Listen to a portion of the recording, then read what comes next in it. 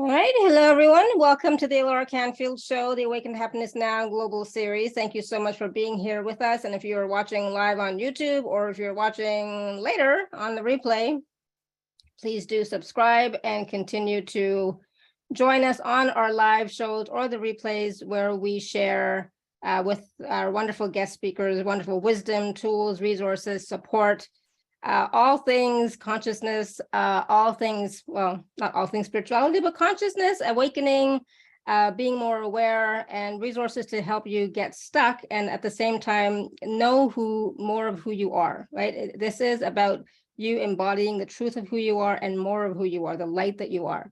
That is my greatest wish and intention and desire to support you in this way. In any way that I can. This is one way that I do support my community. So please join me and my guests in these wonderful shows. There's always so much to learn, always so much to receive, always so much to let go and release as well. So today, my good friend Elizabeth Wood is back with us. And I'm going to tell you, it's going to be an amazing conversation, amazing call. We always have wonderful conversations. And at the same time, so much is going on that, sometimes you don't even understand. So just be with it, just stay in your heart space, expand out, let go, and just, embrace, right?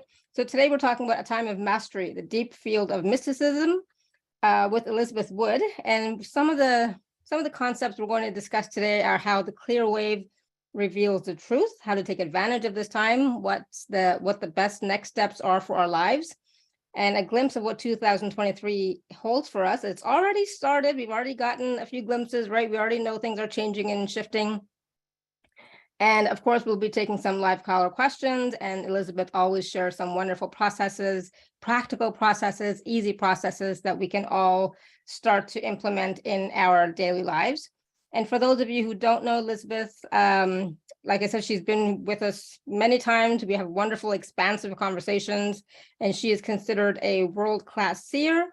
She works on the cutting edge of galactic and quantum anthropology. She's had a lifelong ability to see into all dimensions, and with this gift, she enjoys combining a scientific approach with spiritual human experience. Her theoretical and psychic work has helped people all over the world, and she's often called the living library, oracle, and wayshower. Elizabeth studies and teaches about futurism, natural health, quantum healing, quantum anthropology, galactic consciousness, and ancient wisdom. She has 2 science degrees, including a master's in applied anthropology, and her philosophies and practices bridge science and spirituality to support real change in the world. And, I always get so excited when we are going to meet, because I know during these conversations, things are going to shift. Things are going to change. I am going to receive new ahas and awarenesses like I always do. And so I'm so excited. And Elizabeth, welcome back to the show. I'm so glad you're here. Thank you. I just love your big heart. Thank you so much. You're so generous. Thank you. You're so sweet. And I did say that we're going to take live caller questions. So please do raise your hand if you are here live with us, or type your question in the chat, and we will get to some questions in a little bit later. So, Elizabeth, let's start, because there's always so much, right? There's always so much to cover in these conversations. And so I just want to start off by talking a little bit about the clear wave. For those who may not know what that is, what does that mean? What is it? And how can we tell when we're experiencing it? Good. So we kind of have to go back in time a little bit.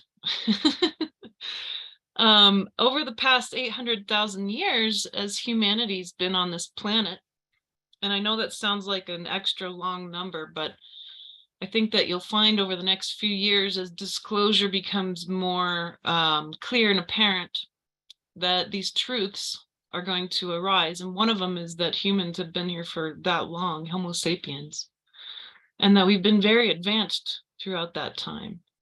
So we've gone through 66 12,000-year cycles, and here we are at the end of the 66th cycle, and that's 800,000 years. And it's very exciting, because that means that the experiment of Homo sapien is over, and that we are moving into a new experiment, but it requires a grand initiation to go through that process. So at the end of every experiment, we have to do a lot of recapitulating. And one of those realities of recapitulation is that there's certain parameters that were built in consciousness for humans to experience from the body, and that there's other galactic parameters that remain in perpetuity. They're built into universal law. And human beings, we have a certain way of interacting with those universal laws. We call it actually mysticism, the study of the way that we interact with these cycles and energies and these aspects of reality. So one of the attributes of this past experiment has been waves of consciousness. And these waves of consciousness, they happen in all different ways, but the big ones that we have been most sensitive to are the collective waves. So humanity goes through these big collective changes. And it used to be that these things would happen really slowly. So like 1 or 2 big waves of energy change over eons. Or maybe one of those 12,000 year chunks. And then another 12,000 year chunk, and it would be a few more waves would be happening in that one. And then more exponential changes and waves as we get to this moment we're in, to the point where in 2022, we had one single wave called the Black Wave that was foreseen by many prophets, by many ancient texts, by the native peoples. I'm here in Ecuador, so I get to interact with these native tribes and learn their cosmologies. And this was written in theirs. Well, they don't write it, but it's been passed down in theirs as well. So one of the best cosmologies to look at if you're interested in these histories and getting to know what the understanding is of where we're at and what this initiation is, it's actually Jainist cosmology. The Jains were incredibly expert on these things, and they also specifically talk about 800,000 years as our history. So I really appreciate and honor the Jainist viewpoint of our experience. That being said, this last wave, it's been really dense. And so the past 12,000 years, a lot more waves have happened than almost all these other times combined. And we also have more human beings now at the end of this age, these many cycles all ending. We have more humans here now on Earth than all of those other end of those cycles combined as well. So that really is showing us physically how important this time really is. So we've gone through this past year, this black wave that really shattered a lot of our ego. It revealed a lot of our systems that are crumbling and that they have to crumble. There's kind of a big scramble at a very hierarchical level to try to keep and maintain the control systems that were put in place, the matrixes systems. And those are falling apart, but they're falling apart inside of you just as well. They're falling apart in your relationships with everything, name it, your jobs, your ideas around money, death, friendship, marriage, everything. So we got through that. December solstice was really a big time. It was a shift. And humans, we don't necessarily experience all this stuff all at once. We're all so unique. So some people experience the black wave in January, or even in the past few weeks. I've been getting reports saying, oh no, now I know what you mean. So, there's a lot of leeway. There's some grace time. Some people were experiencing it before December. I definitely did. And then once we get through that, what is revealed on the other side is what's called the clear wave. And the clear wave is a lot more harsh than the black wave. The black wave had everything to do with density. It had to do with consciousness under pressure being unraveled. And it's still working on us. And it's working in consciousness everywhere. A lot of different things have been just falling apart. And these illusions are beginning to be revealed. And that's what the clear wave does. So what does it do to you personally? Well, you can extrapolate from an individual's experience as humans upward. You're a microcosm, of course, of the whole collective. Things that happen to you, you're not alone. They're definitely happening to others in different time processes and layers. And you can take almost any household or town or even a larger area and basically extrapolate from those layers of culture what's happening to the collective. And many of you are empaths and you can feel exactly what's going on with the collective. So if you understand what I'm saying, that your personal experience is never just singular. It's not, you're not an island. But this clear wave is shattering your personal illusions, the ones that you can't tell that you've been wearing. And they act as lenses that distort our realities, even the good stuff, even things, our hopes, even the hope stuff, the things that we think of, going well. We are always trying to find that silver lining. It's our nature. And our illusions about that's even shattering. So your personal illusion, if you're trying to hang on to it, you're suffering. And the people that I can perceive around, especially where I'm at, where things are very, very intense energetically here, because we're in a certain spot on Earth, and it can be more magnified than other places. It's more primordial here in South America. But the people who, even the most awake ones, that 1/3 of humanity who's aware enough and willing enough to do some hard work on themselves, it's extremely painful what we have to go through to finish out this initiation. And on the other side of it is the gift. But, how does that feel? Well, suddenly all the relationships and ideas that we've had about our lives and our futures and our hopes and dreams and our traumas that we couldn't find, the wounds that we have had that were in our blind spots. I'll mention one in particular that has come up for me that I really didn't realize was affecting my reality so dramatically, but it became unbearable and it got revealed. It's an incredible process if you're willing to let these things be revealed for you. But the wounding, the hidden wounding in the subconscious is coming up. That's the clarity that's happening, the clarification.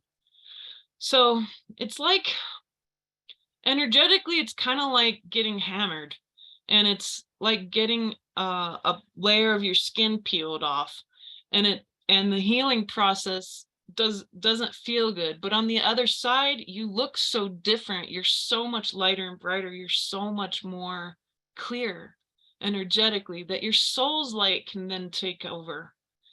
And that's what you're here for. That's what it's going to take to move from one species to another, which is no small thing in any way, shape, or form. It's one of the greatest events ever in this galaxy, the move from Homo sapien to Homo luminous, which is happening and occurring over this next 20, 30 years, and will finish its cycle in 100 years. So we're the intrepid explorers into consciousness. We're the ones who have to make sure we get through these initiations. So some of these trauma wounds are going to be from really, really deep in your experience, and perhaps really, really early in your childhood, because we get a lot of buy-in to the matrix from our childhoods. There was a moment in time when, because you are already enlightened, and we come in quite enlightened. It's when we buy into the systems, when we buy into our parents' traumas and our parents' programming, it's when we realize that we have to play by those rules in order to survive. Those buy-in moments are what you're looking for. That's what's going to get you through this clear wave. And the clear wave can show up in a lot of ways. It can show up as suddenly a lot of different relationships breaking down, or extreme physical problems and illness, or nightmares and fear, levels of fear that you didn't realize you could even reach, levels of pain you didn't think you could reach. You know, when we thought that the top was 10 and you realize actually it can go to 15. These kinds of things. So like, for example, my wounding around my parents, my mother-father wound, around not receiving a very much attention from my parents being very young and the oldest of 7 kids.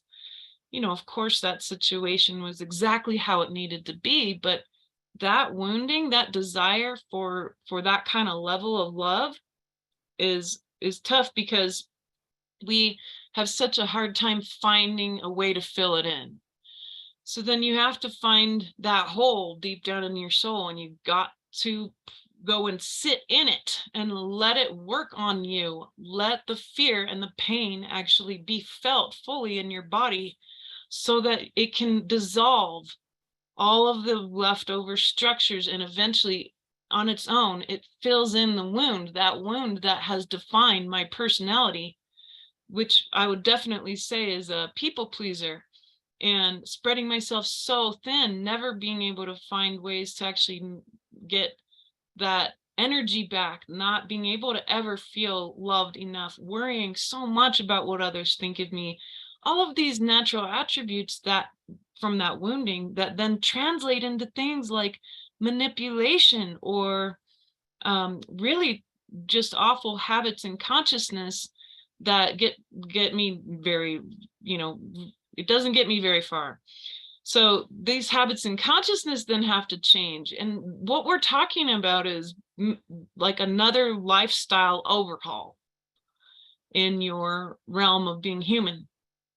And this is one of those big overhauls that you would be doing in a natural initiation anyway. So human initiation and ritual is just as important and powerful as the galactic built-in initiations. And now we're combining the two. We're combining the earthly galactic cycle initiation with human initiation. You will do better in the long run by doing so. So what is it going to take? Well, you actually have to be able to seek out those wounds, sit in that pain, recognize it, allow it to burn through you, allow it to burn the structures down inside of you, and all of the mental and personality-based attributes that were built on top of it, right? We're at the point now, I told my friend today, because he's been going through this too, he's been going through a lot of grief, which is really hard for the masculine. It's easier for the masculine to face their anger a lot of time, but grief, he's finally hitting this rock bottom, what it feels like. And I said, good, excellent. Now take a sledgehammer to it. Now you have to literally make your foundation of what you think is real. You've got to shatter it. Now, why do we have to do these things with our dreams and hopes and all that silver lining and the pain and the traumas and these holes in our consciousness? Well, we need to get to neutral. If we can get to a 0 point in ourselves, that's the only place where we can rebuild our culture and be prepared for initiation. Right now is your time to prepare for initiation. And this initiation is going to require the next decade for you to be able to fully go through what will occur as a very swift initiation on this planet. But you need to be ready for that and use this time, whether or not you're going to be here in a decade or not, it doesn't matter. Use this time to your advantage. Become pure. So, you know, Can I just ask a quick question? Yeah, please. Mm-hmm. So does this mean, for example, is that the reason why, I went off of Coke? Yes. I want to go off of tea. I've been meditating more, just doing more contemplation, just really looking, inwardly more. Is that part of the initiation process for that? Yeah, you nailed it. Yeah, exactly. So you're going to become more and more pure. You're going to purify your lifestyle. And you won't have a choice. You'll be compelled, and your soul is setting you up. And so this is going to look like a lot of stuff, and for everyone, it's going to be unique, but there'll be patterns. A lot of it's going to start with substances and food and things that, we've said, well, this is my one thing that I like to have. My husband, he's like, I just want to have cookies sometimes. That's his thing, is sugar. Yeah. He's from the South. And it's built into our cultures too, to be sort of gentle to those things. But if you're a true initiate, if you're really being initiated and good hardcore initiations throughout all time have always had a life or death piece to it. Now, if you're going to be strong enough to go through that kind of level of initiation, which that's what you're here for, then you have to purify your life. And I'm not saying that it's easy. It's not supposed to be easy if you're an initiate. It's not. So is that the same thing like with Robert and all that happened? That's also part of the whole thing? Absolutely. And this past year, I almost died like 2 or 3 times. For real. I mean, sickness and pain levels, when I said I thought I knew pain, and there's so many others on this call who know exactly what I'm talking about. Yeah. So yeah, we're preparing and getting stronger. Yes, I chose every time to come out of those death moments and say, all right, these are micro initiations for the big one. And I can see that clearly now. And so I like to use Egypt as a really good example of what it takes to be an initiate. There is a really good book called Initiation by Elizabeth Heish, and she wrote this book from her memory of a lifetime in Egypt. She didn't channel it. This was her memory. She remembered it. She had a past life memory, and she wrote this incredibly dense, beautiful book about what it took to do initiations in Egypt. And I remember my lifetime there too. And 1/3 of my class survived our initiation. And those were people we grew up together as children. 1/3 survived in Delphi. I remember being in Delphi too, which was one of the most horrific lifetimes I could ever describe. People who really were at Delphi know that Delphi was terrible. Delphi was an awful cult. And, very few of us survived that. I died at 24, I believe, in that lifetime. So, these initiations, they put you through every level of power and experience. And when you come out on the other side, what happens? Well, you're not the same person anymore. What are you in this case? You are only solely your soul. What does this really mean or look like? Well, in Egypt, you'd have to fast. You'd be preparing yourself both mentally and physically. You would be doing very specific mystical and physical tasks that were prepared specifically for the strengthening of certain attributes of your personal self, your physical self. And so these pain experiences or these illnesses or these strokes or all these things, and then of course, Alara, you're being initiated, your husband's going through an initiation, but you're also being initiated in that initiation too, because it's such an important role that you've had to play as his caretaker and the person who's had to stress every single moment, worrying that you're going to lose your beloved husband. That's an initiation as well. So all of these are overlapped. Now, what I perceive over especially this next year is that the clarity around this initiation is going to come online. Do not get distracted. Don't watch the news. And if at least the mainstream especially, pick 2 news sources that you can trust. Now, I have my 2 that I really like. Catherine Austin Fitts and Cliff High. And Cliff's like your crazy uncle, and I don't agree 100% with everything Cliff has to say, but I wish that I had had that man around when I was growing up, because he is so knowledgeable about the true nature of humanity and the true history of human beings. And he can see very, very clearly. He's very psychic. And Catherine Austin Fitts understands sovereignty and freedom, and she understands the structures, how they're crumbling, and how to work beyond them and without them. And you're going to want those two things. Now, those might not be your cup of tea, but find two people, maybe a feminine source and a masculine source of information that you can trust.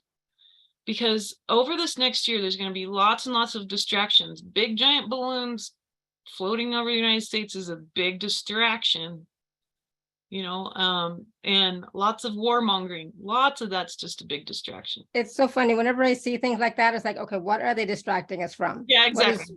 What's really going on? What are they really distracting us from? My husband said, you know, the only reason for us to watch the news is to know what not to do or what to do that's opposite of what they tell you. Yeah, exactly. And so the reason I'm saying that your news is important is because you need to focus in on your three minds: your brain, your heart, and your gut. What are you seeing? What are you hearing? What are you tasting? These are ancient concepts that prepare initiates, right? That's why we have the monkeys with their eyes and their mouth and all that in the ears. Those come from ancient concepts that are very still relevant. And so, you know, when we're dealing with what do we consume, the reason why this is so important, especially now too, is not only are you an initiate into one of the highest levels of consciousness that I'll describe for you in a moment, what that's going to look like and why you want this, is because the what we might just call the dark elite, right? The dark side goes by a set of rules. They have rules too, and they work by a specific universal law. Especially one of them is that silence is consent. That, and also consumption is consent. There's no such thing as watching a movie just to enjoy a movie. Not anymore. There is no such thing. There's no such thing as watching the news and just watching the news. You can't do that anymore. We used to be able to discern and say, all right, I have my discernment helmet on, it's not going to mess me up. No more.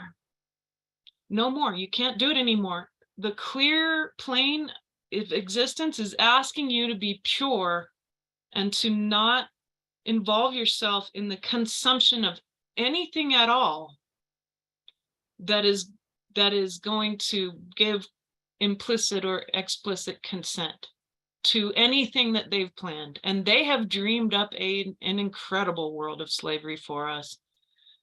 And it's time for us to create and dream up, and you have been. You wouldn't be here on this show if you weren't dreaming up a better world for us, what we keep calling the new earth for so long, which is so true.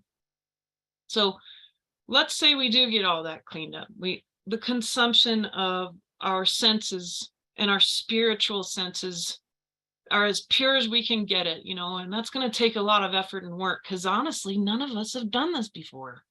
We're all new to this. The level of purification of consumption I'm talking about is really hard to achieve. And so all you're being asked to do is do your best. Just do your best.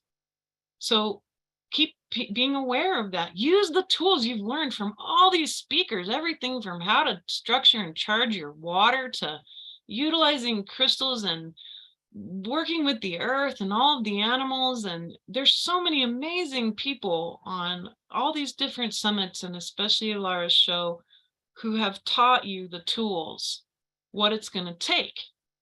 So use them the best that you can, just the best that you can, right? And know that we don't ever get to zero, folks. Even me on this mountain in the middle of nowhere in Ecuador, I'm not at zero. I'm not at neutral. I'm not in perfection. It's going to take me a lot more inner work. My ego's big. My trauma's big. and my sight is very clear, which makes it even a little bit harder for me not to feel worthless about what I've achieved or not achieved, because I know what it's going to look like. And, you know, somebody like me should know better. Right? But I'm human too, obviously, and I have my vices and my traumas as well. Now, why do you want this? Why do you want what we're talking about? Well, we get to our initiation phase, we're as strong as we can get, might not be ever at 100%, but we get to that point. And as this occurs, we're going to watch an exponential change, exponential pressure happening on humanity. There's so many factors to it, but I'll describe what's on the other side of it. Why do you want to go through this to become homo luminous? Who is that? That is the human form with only your soul running the show. Now, that sounds really nice, and it sounds easier than it is. With only your soul running the show. That means that your personality is going to change, your trauma, your upkeep of trauma, the experience of trauma, because trauma doesn't go away, suffering doesn't go away. We actually need it in order to learn and grow. Just like plants need poop from whatever shows up to poop. Plants can't live without poop. It's from little microbes all the way up to big animals. It means that your experience of your ego is going to change utterly. Expectations, attachments, resistance, and I always mess up the other one. Judgment. Yes. Judgment's going to go away. You're not going to be able to judge anything anymore, because all you're going to perceive in other people is actually just their soul, and they can't judge you anymore. But if you've been around anyone who's allowed their soul to take over, you know how almost incredibly euphoric and amazing, but also how much purging and detox happens when you're around that amount of light.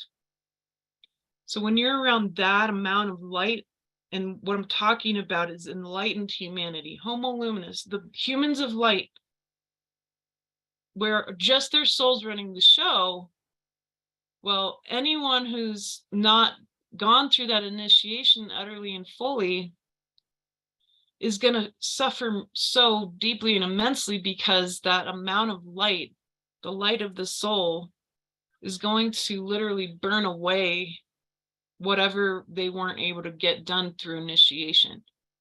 So these things are really key. There will be 2 species or more of humans on this planet after all of this in about 20-30 years.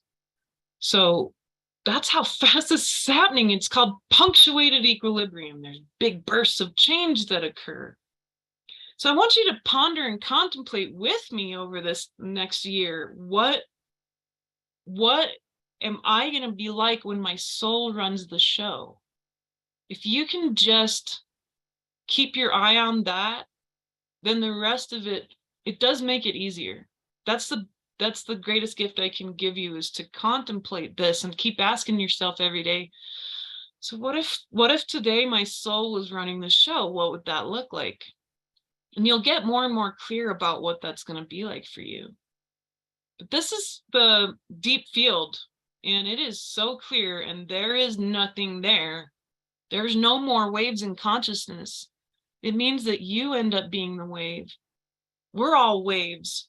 Every interaction is going to be so divine and so clear and so intense.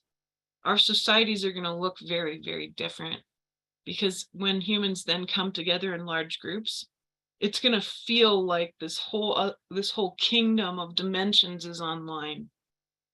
And so it's just going to get more and more and more intense like that. And your recharge time is going to be really precious, your alone time, your meditation time, your prayer time, because that's when you'll be able to recharge and integrate. these kingdoms of heaven that will be moving through humans. It's you're the bridge that all Can I this ask a moves through. question? Yes, ma'am. You know, I can So just keep talking, so just keep interrupting. Just I know. stop me. So can we not ask, can we not ask our soul to run the show? Like Oh yeah, on a regular daily basis, can I just say, okay, soul, okay, higher self, okay, highest level of that I am right now, run the show. I'm stepping back. there's My that. personality stepping back. Can I do that? Or at the same time, is that like a cop out? It's not a cop out. It's this. It creates dissonance. Hmm. So I've been testing this out on myself. That's what I do. I test all this on myself. And one of the things I found is when I say, all right, soul, you run the show. Well, Elizabeth's not ready for that. Yeah. And my personality and my ego come in and they're like, well, wait a minute. But normally you would say it this way. And then there's almost like this dissonance that occurs from my little traumatized Elizabeth selves and lots of different parts of me that still have structure and density. Mm-hmm. And so I'm not over the peak. Like I suppose you could end up in a percentage where you've healed enough of that trauma, and I've seen that with others, where you've healed enough trauma, where you've meditated for long enough, where you've done the self-inquiry for long enough, where you understand all the changes and initiations deeply enough. And so you get through these enough, and there's sort of like a point of no return where then it's mostly your soul running the show already. Right. So we don't lose all the tools. We've got to still use the same tools that got us here. I'm not quite there yet. So I'm not too, and I don't know what percentage it would be, 70 or 80%. I don't know. Yeah. When I get there, I'll tell you. But And also, can we talk about this misconception perhaps that people have that once you're on the path, that it's supposed to be easy, that it's supposed to there's not supposed to be struggle anymore. It's supposed to be just angel choir singing all the time. It's like I don't know what no, fairyland you're living in. I call that cozy corners in consciousness. Mm-hmm. And it's because joy, like true joy, is actually so hard to find, and it has been for so long, because most of the density, what we call darkness and evil, it's really just consciousness under pressure. But everything's under so much pressure. There hasn't been balance in dark and light for a really long time. Perhaps even the first few eras of humankind were the only times we actually had that level of light. And so we haven't had more than enough light, more than enough joy for humanity in so long, that immediately a lot of people come into the human experience, and so many people say this to me: I wish I could just go home. I don't feel like I belong here. This whole human thing sucks. Can't even believe I signed up for this. And so when you're in that trap, it's a trap in consciousness. It's a trap. That's an initiation too. Mm-hmm. Because the truth is there is joy, but when you finally work out how to find the joy, it doesn't make the learning of suffering, the difficulty of pain, go away. What it does is it gets balanced out more and more and more, because then you find all of this joy around you. Yeah. So there is an immense amount of joy to be had. It's everywhere. It's all, especially in nature. Mm-hmm. And yeah, with nature and pets and children, especially. Exactly. Yeah. It's in the things that are what we see as pure, as innocent.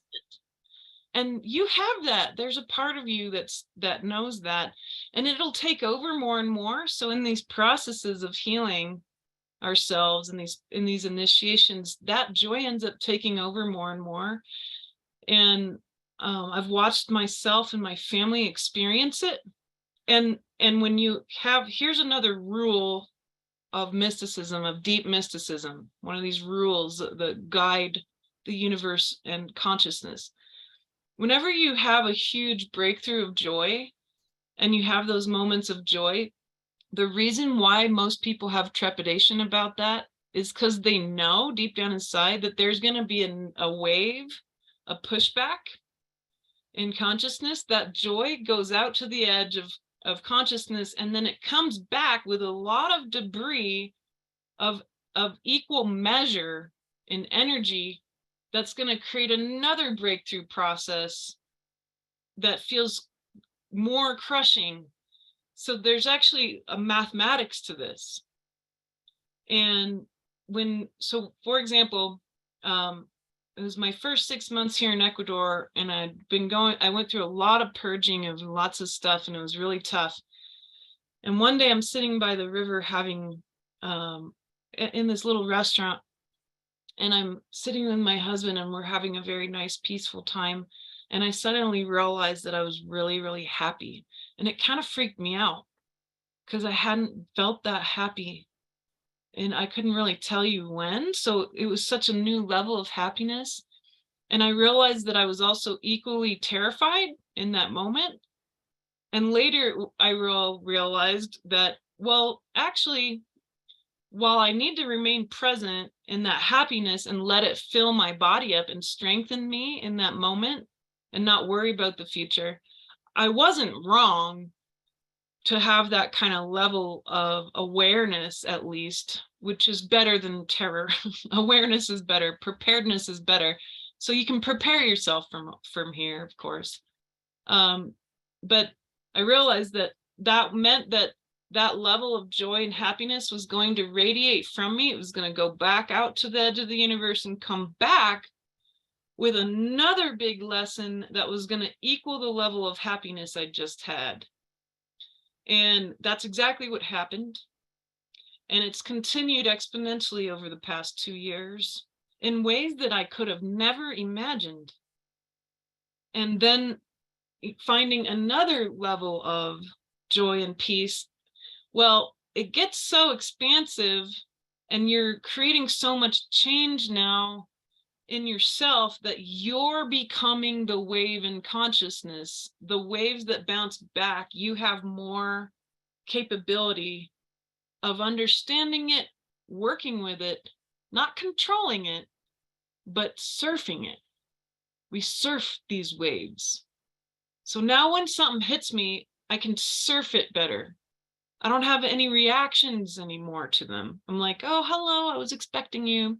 All right, I'm ready. I have my surfboard. Okay, let's take it. What's it going to be like today? Oh, okay, we're going to go into this holy cow moment of experience.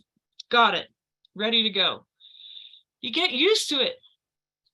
And that ends your fear of being happy, so that you can really go deep and settle into that wave of energy of joy and happiness.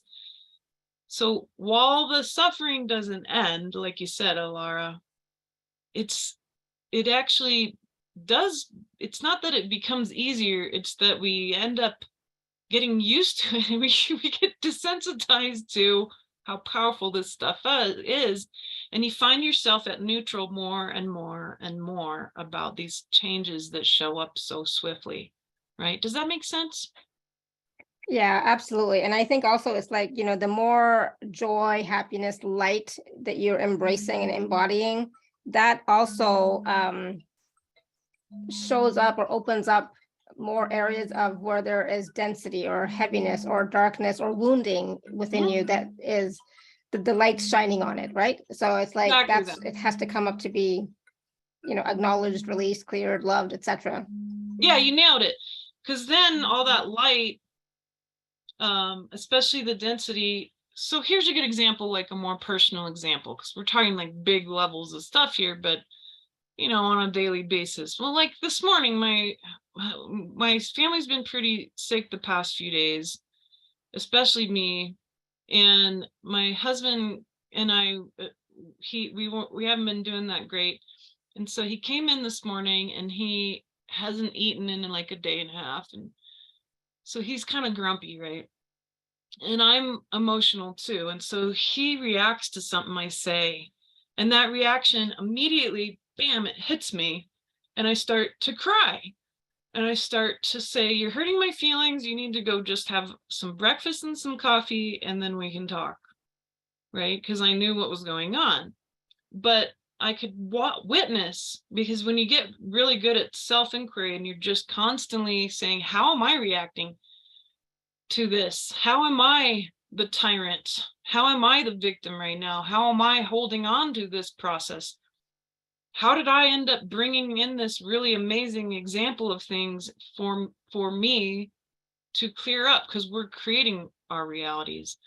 So I was noticing, like, wow, in this moment, I just really need to see, because I can feel the structure in me needing that attention. If I had cleaned it up, recognized it fully, and the roots of it has to do with my relationship with the masculine, I can see that clearly. Thankfully, the clear light's making things like this more clear. And the clear light is the deep field of mysticism. And I'll describe it a little more as we keep talking, but it's going to hit you and you're going to be like, oh, that hurts. My feelings are hurt. Well, that's actually not exactly true. Your ego's gotten hurt. Your trauma's being revealed. So I want that. That's why I said, go do your thing and we'll connect later, because I need some time to notice this, because I'm feeling it physically in my body. I'm saying my feelings hurt because that's what makes sense to him. But I'm recognizing there's trauma here that he just triggered that I didn't notice before. So I need to manage this, and being able to go in and look at that and unravel it and get to the bottom of it.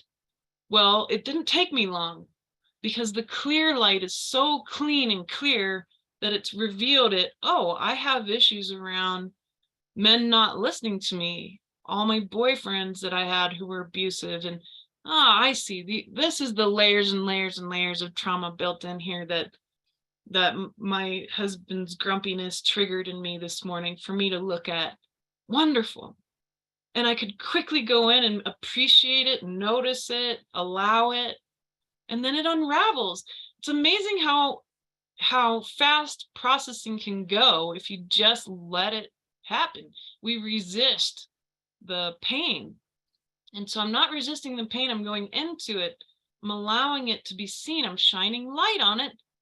And the light in consciousness is making it much easier to go through processes that would have taken me way longer to get to the bottom of.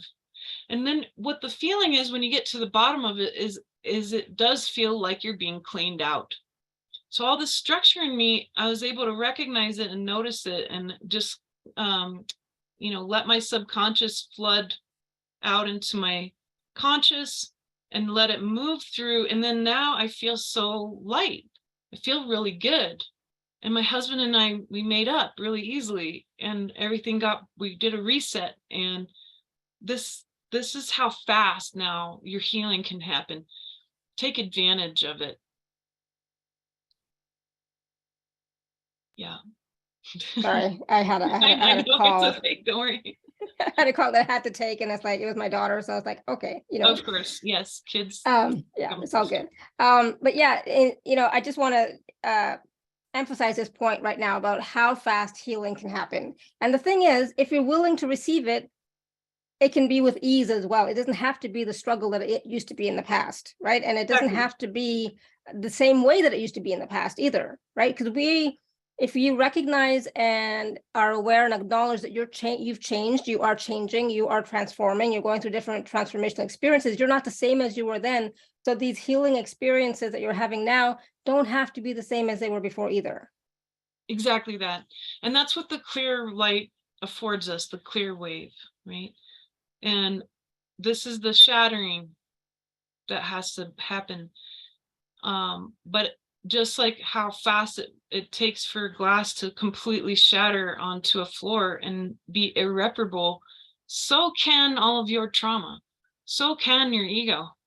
And any illusions you were hanging on to, any cozy corners you were clinging on to, it all has to go. This deep field of mysticism, I'll kind of describe it and then we can move on to other things. This deep field, it's, to me, like, I like to give people visuals, something to make it make sense. And that's what an oracle can do. I can give you kind of an insight of how, like, what is the view, what is the vantage point here, and then let that view work on you. Just like a sunset, everyone's going to have a different feeling or different energy, but a sunset's a wonderful thing to see, right? Well, this is like the tide going out so far that it seems as if the ocean has disappeared and the wet sand reflecting the light of the sky so perfectly that there's no more floor, there's no more ground, and there's no more sky. That's what it feels like. And the energy coming from this realm of creation, this time that we're here to embody this.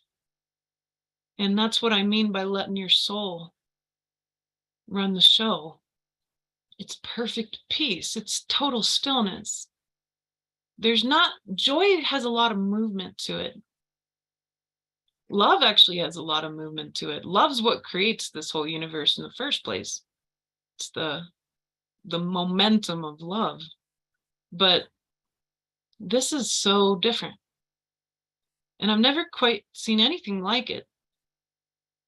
And kind of getting a glimpse of it, I was like, wow, like, I guess I expected, I had to notice my expectations. I guess I expected like something, like the ground, at least. Like, I thought, I guess I would see, new earth, and it would have like this heavenly, beautiful realm and like gorgeous golden temples, and no, Yeah. that's not what it is. That's understandable. We all have certain expectations, right? It's hard to live without expectations. Oh yeah, and that's just ego. But I love how my ego's like, well, actually, I can jive with this. This is perfect stillness. Wow. And that's exactly where we're going to manifest. And I don't even like that word anymore, because manifesting is never exactly what people think or say it is. Because we're not going to manifest, folks. Manifest, I'll give you what that really means. Manu means hands. And festival, the play of hands, that's what manifest means. That's not what we're going to be doing. That's not what, when we say like, I want a different life, or I want whatever, I want my needs met, I want to be happy, all of these things, and then we hear people say, well, you just need to manifest it. Here's how you do that. And they give you this set of formulas. Very few people do I know say that stuff works for them. And it's not, that's because manifesting is not going to be what we're doing in the future. I do intend to teach more about these things, because there is a way to sync up with these things. And that's what it is. It's synchronicity. We're going to synchronize, not manifest. We're not going to do the play of hand anymore. That would be a very homo sapien thing to do, right? So it's more about attuning to the vibration and frequency of what it is. I mean, people talk about that as law of attraction, but even... Yeah. Attunement is a start. Yeah, I was going to say that's not quite it either. I feel like that is incomplete. That's not quite the answer either. Yeah, no, law of attraction, most of it, you won't find your way to what I'm talking about. Yeah. Attunement's the first step, I would say. Like, but how do you do that? Well, take the vision I just gave you, and I gave it to you in many dimensions all at once, not just one. I gave it to you in 12 dimensions. It sounds like I just said a few sentences. That's not what I just did. I gave it to you from my soul. And it works on 12 dimensions. Just hang out with it. Just hang out there. That's all you have to do. When, like, you're in the line at the grocery store, start thinking about what I just said. When you're busy cooking dinner, just contemplate it. Mhm. That's all you have to do. Just start there. Contemplate it. Let it work on you. It will work on you. It'll show you the next stuff. You don't have to seek it out. It will absolutely show up. You know, whatever it is that needs to be dissolved in order to be one with this energetic place and state in consciousness will absolutely show up. You can Mhm. trust it. But all you got to do is just contemplate. Just ponder it. Just daydream about it. Hang out there. Walk around. What does it smell like? What's the temperature? How does it feel there? And keep hanging out there. And more and more will get revealed. That's all you have to do right now. That would probably be, of all the things we've talked about, one of the best ways to allow your initiation, the preparation of initiation, to occur naturally without forcing it. Yeah, exactly. Because we can't force it anyways. No, I know you don't want to. You'll be miserable. Do you want to take some questions? Yeah, let's take some questions. So I know Sarah has her hand up. Sarah, you want to ask your question? Hi, Sarah. Hello. There she is. I thought Linda was going to go before me. I'd have time to go, put on. You're clothing. fine. She put her hand down. What can I say, you know? Yep. Okay. Well, that's good because the plumber's supposed to come and I wouldn't want to be interrupted. I noticed as you were talking now, something I think is true for me is that every morning when I wake up, I just can't move and I just stay there. And I was just thinking I could stay there all day. I not make a living and not get up and make soup because I feel like I'm in the 0 point. I'm just nothing. I mean, it's just, I don't know. It's this wonderful state of not paying attention to anything except, I don't know, feeling like I'm connected with everything. So Yeah, the only thing I would suggest is to, you're in a state of beingness, which is excellent, and not doing so much, right? Which you and I both are big doers. We like to do a lot. less as I get older. Yeah, exactly. But I would just suggest to be in that state while in natural sunlight. And as bare-bodied as you can be. Well, if the sun rises on the other side of the house, so and yeah, I could be totally naked in the sun if the sun would decide to be on the other side of my house. When I wake up and I'm not really awake, but I'll try it. I mean, somebody told me years ago, "You look so good naked." We were like hot tubbing and you look so great naked, and in clothes you look kind of chunky. I said, yes, I know. And she said, well, what are you going to do about that? I said, what would you suggest?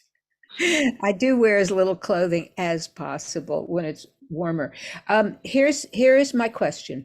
My question is, I do feel that deep sense of joy you were talking about. I put it in the chat that when I get a new tool or an insight, or I get to talk to you or whatever, it is, I feel such a deep well of joy because I know this is going to help me, break through whatever it is I need to and get to the light and find a tool and be able to lift everybody up. And as you know, I want to save the entire world.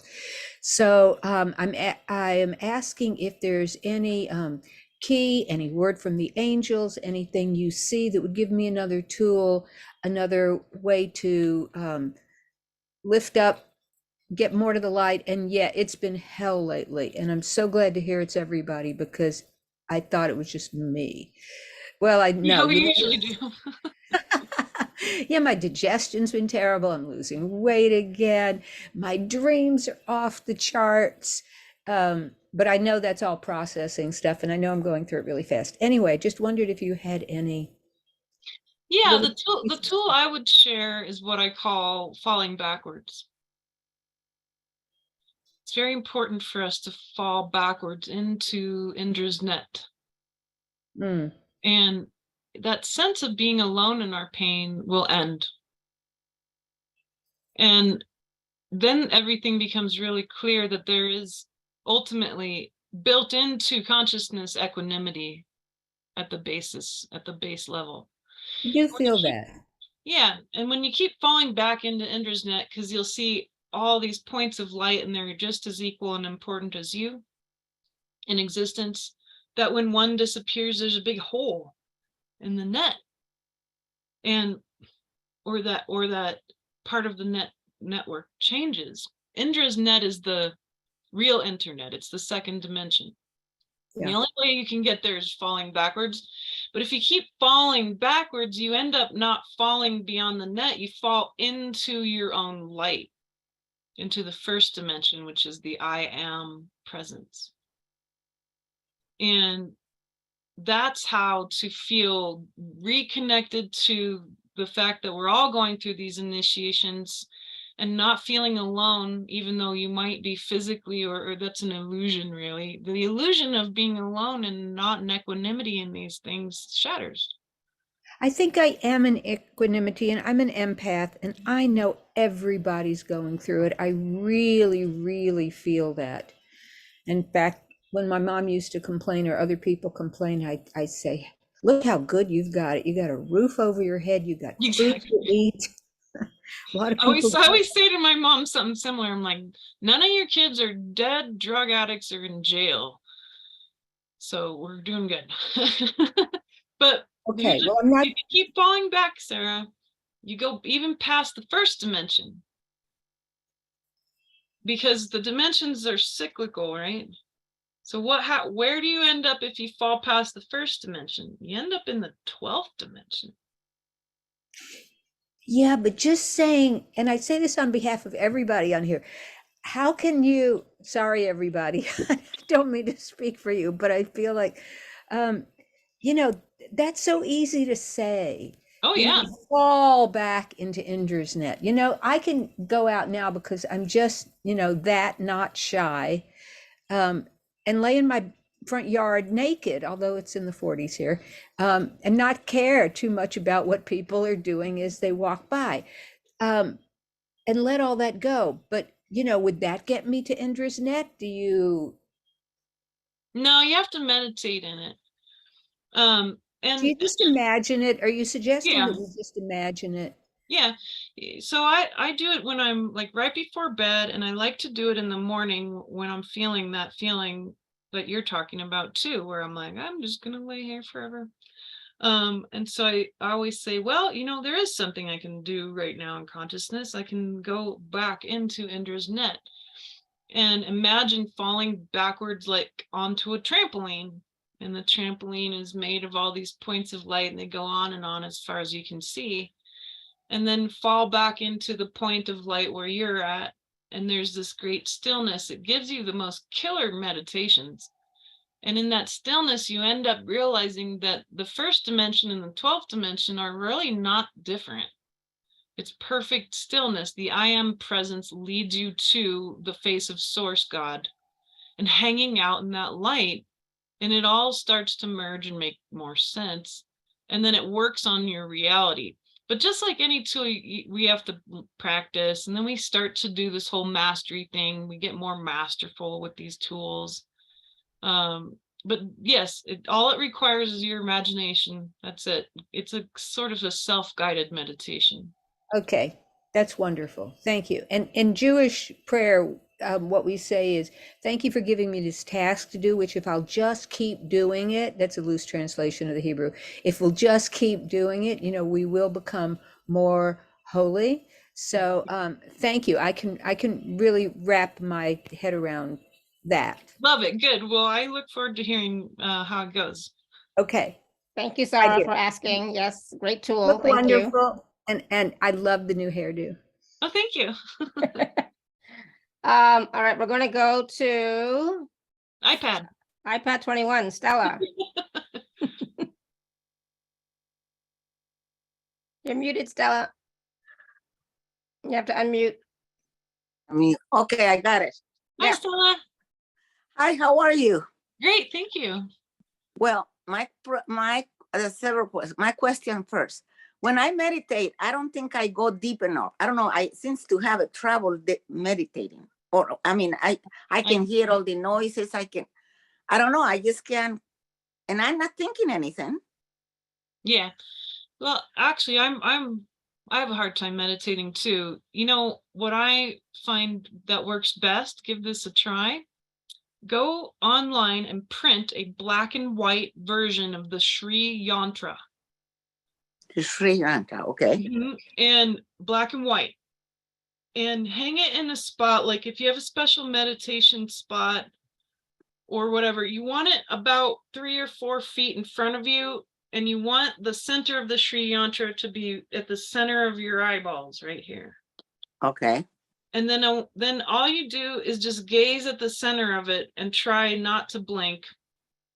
And it's going to take some practice, just like any tool, right? But try not to blink, and as you'll get used to it, let your eyes water, and then you'll find you can hold your eyes open longer. And just stare at the center of it. Don't move your eyes. Now what happens is this shuts down the micro movements of your eyes, and suddenly the Sri Yantra from the center will begin to disappear, and everything around you begins to disappear, because the micro movements of your eyes are what gets your brain to pick up patterns. And then this throws you into an extremely deep meditation very quickly. And gazing meditation combined with the Sri Yantra, there's tons of scientific studies, including done in Russia and Europe, that prove this is one of the best ways to get deep.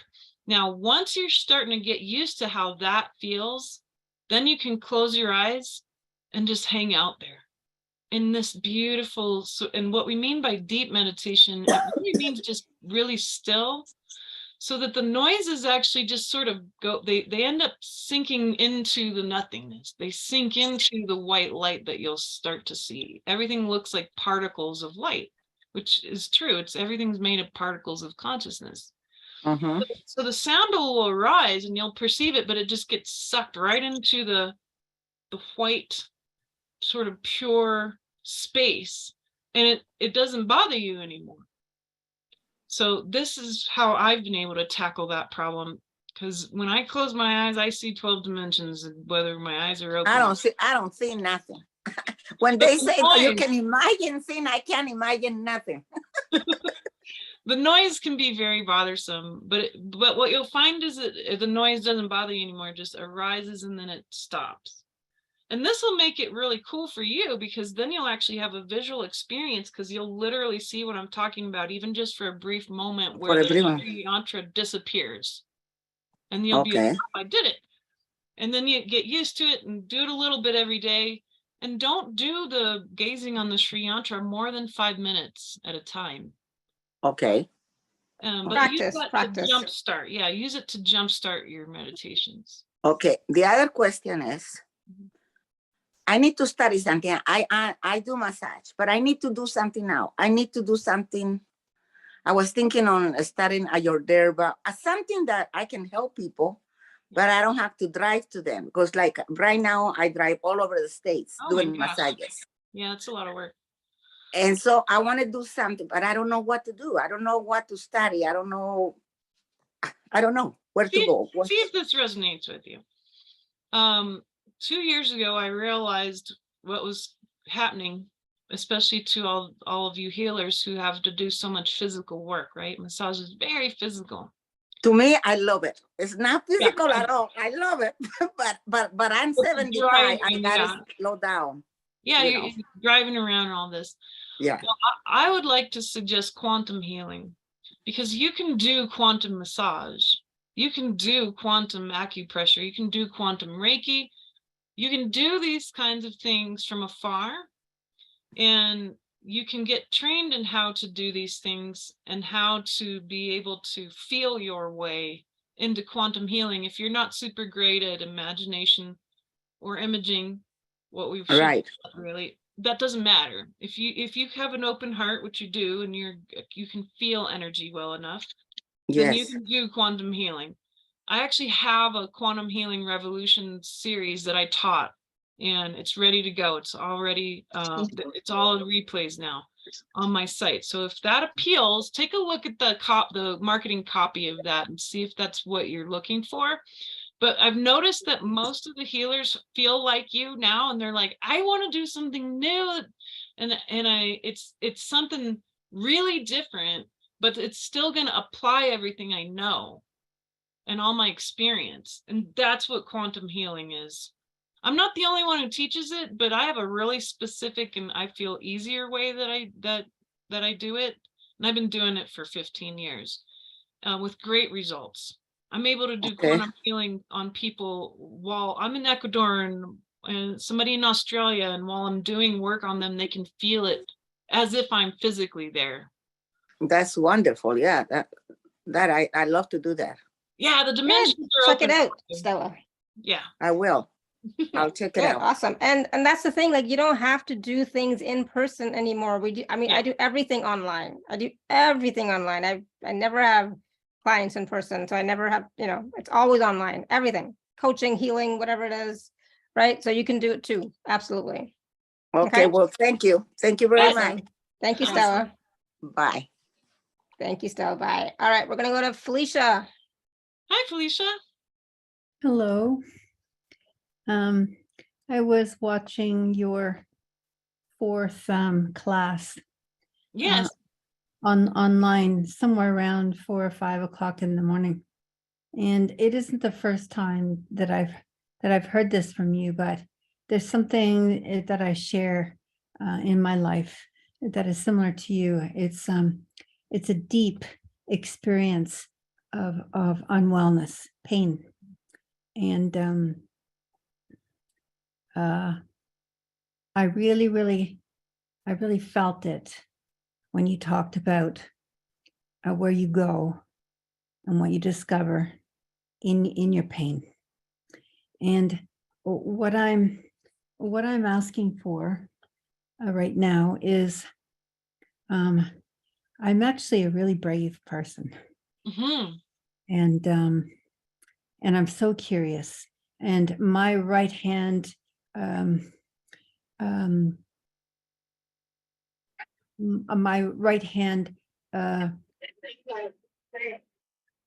what would you call it? My right hand path is through innocence wisdom. Yes. And I understand that most people don't understand what innocence means at all. No. But I've carried that as my talisman, as my heart foundation for probably close to 25 years. And I have a lot of questions to ask why I am walking with my hand in the hand of death these days. Why? And I don't like to say that to many people because they kind of think of it as a failure, but I'm thinking about it as a lesson, as an education of some sort. Oh yeah. But the fact is that I'm very tired of feeling this depleted. I have something called afibrillation. Mm-hmm. I feel that it might be gone. I've been working with, I don't know if you know Alicia Powers. Yeah, Alicia. Mm-hmm. Yeah. I've been doing that work about calling in extraordinary developed beings to give me a hand with my stuff. For sure. And I discovered I can't do it at night or I won't sleep the whole damn night. So I do it in the morning. Yeah. Well, for some reason I forgot the other day, and I didn't even have enough time to feel myself pulling up the blankets, and I was gone. When I woke up with no interruptions, I woke up in the morning and something had changed. I want to know if you can read me, perhaps, and tell me where I am on my path. I feel a little lost. Yeah, of course. So well, I can't do like a full-blown proper reading. I can give you sort of a glimpse of, Right. you know, what you said is very profound.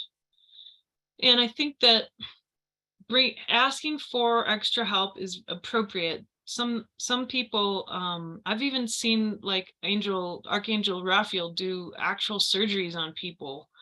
I've seen the great guides, some of the great, most excellent men and women of medicine show up in what we call like a spirit council, and then they do work on people and things like that. So it's worth working in that, because there are all these holy guides who are far, far more accessible now that everything's so formless. But, you know, you said your right-handed path, which is appropriate, is to teach through innocence, which is absolutely amazing. And then we have the left-handed path. And the left-handed path, you know, what is the opposite of innocence? Well, you've been looking at, similar to me, desecration.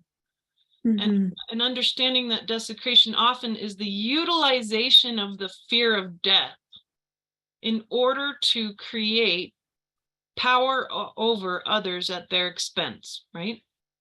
So part of the reason why you feel depleted is that you're opening up finally to another dimension. That's why you're lost. Because now you're getting to what we call the most expansive dimensions, not so much higher. They're not higher, they're wider, they're bigger.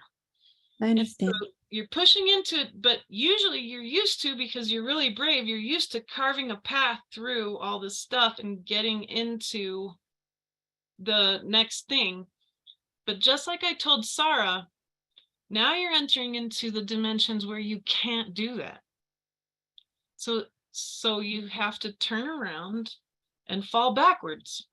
You have to trust in this moment and fall backwards.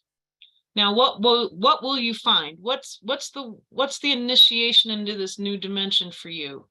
This depletion feels like death is getting closer and closer. Have you ever read Carlos Castaneda, A Tale of Power? Yeah, so I highly recommend reading all of Carlos's books, because he talks about death. And when you say you're brave, that's true. And you've been here to balance out the warrior in you, which is that bravery. It's that the guts to get through to the next stage every single time, over and over again. And you've been doing it much longer than I have.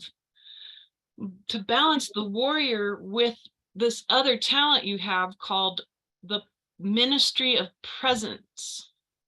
Okay. That's your spiritual skill. That's the ministry of innocence, is what we might say is your essence. That's the core of your soul. The ministry of innocence. Now, what Carlos says in a nutshell is very important, because it is deep mysticism. It is mastery. It's the fact that the warrior in us, all of us have a warrior in us. The warrior has to dance with death, and death is your greatest informer. Death is one of those masters, and she looks a lot different than what we're used to being shown. We are shown some horrible skeleton in a black robe with a scythe, right? That's not what death looks like.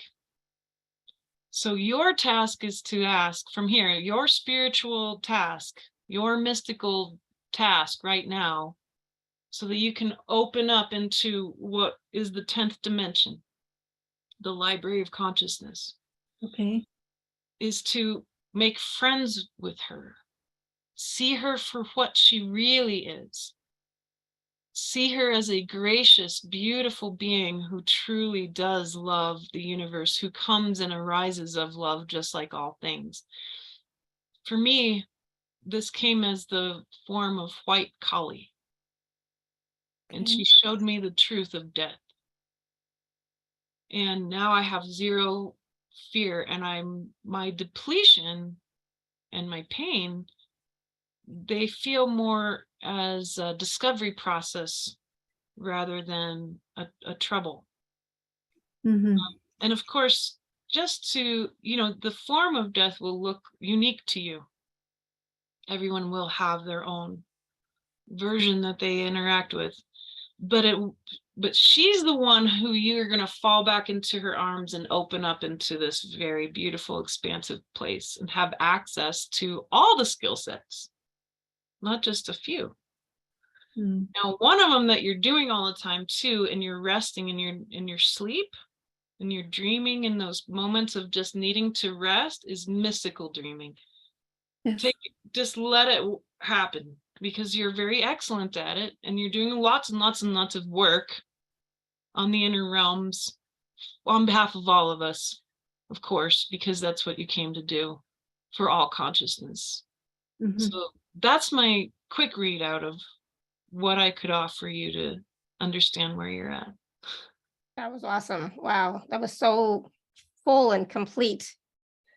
Felicia, you're an amazing being. And so pure. Well, thank you.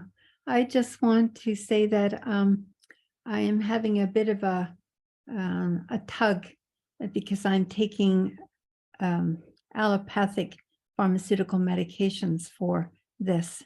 And Yes. it's causing me a lot of trouble. It's causing me hemorrhaging, bleeding and stuff, right? Mm. And so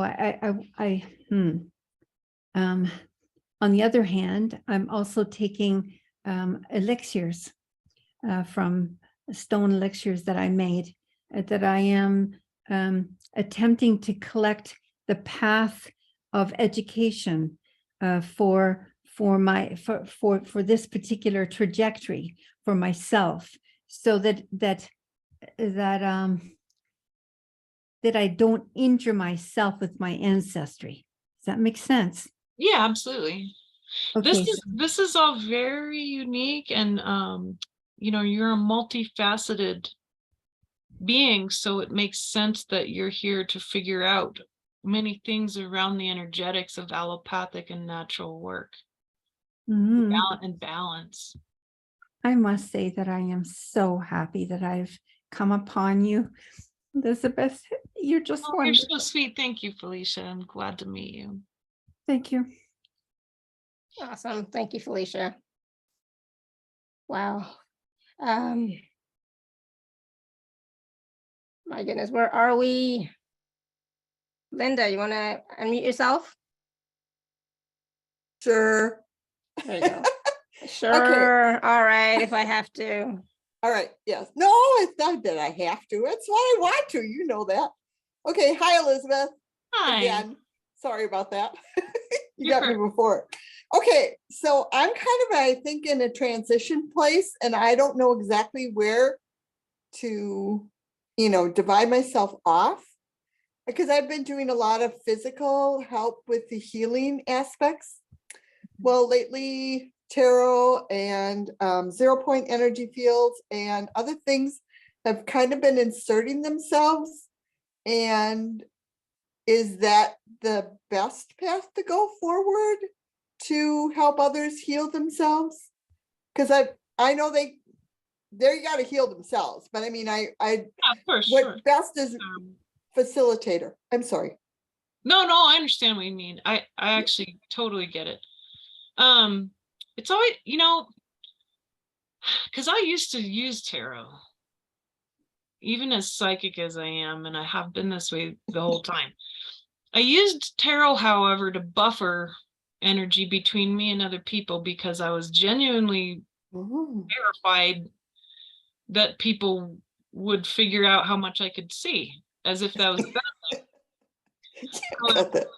So I tend to tell people tarot and dowsing and even muscle testing is, it's okay to dip your toe in a little, but the problem with tarot, for example, is it's got a lot of energy behind it in history that it keeps it kind of contained into a small box, which is only however many cards is in that deck. And most people don't know that tarot used to be originally a Catholic card game. Card game, yep. Yeah, Yep. it didn't ever get used. It was a Catholic Roman Catholic card games specifically. I do know that, yes. Yeah, so I told my mom that, and she's like, no. And I was like, because she's Yes. she's Catholic, she didn't want to hear that. But it's sort of a, I don't want to call it a crutch, because not for everybody, it's not that.